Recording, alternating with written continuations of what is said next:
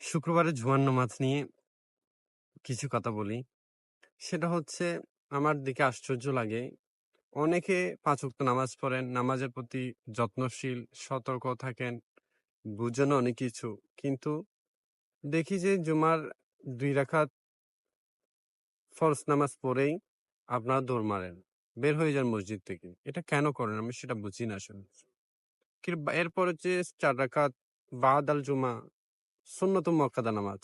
এগুলো অবশ্যই আদায় করতে হবে। আদায় না করলে আপনারা গুনাহগারের ভাগীদার হবেন। সেটা তো আপনারা জানেন, বুঝেন। তাহলে কেন নামাজগুলো না পড়ে বের হয়ে যান? সেটা বুঝে আসে না আসলে। সবার প্রতি অনুরোধ থাকবে, এগুলা আদায় করবেন। এগুলো আদায় না করলে আপনারা গুনাহগার ভাগী হবেন। কয়টা মিনিট যায় আর? ৫ টা মিনিট যাবে আর জুমার নামাজ ২ টা রাকাত পড়ে আপনারা দৌড় মারেন। এটা সত্যি বুঝতে পারি না আপনারা কেন এটা করেন? আমরা ৫ ওয়াক্ত নামাজ পড়েন। তো এটার প্রতি যত্নশীল আর এটার প্রতি উদাসীন। এটা কেন হবে? এটা তো সুন্নত মুআক্কাদা নামাজ।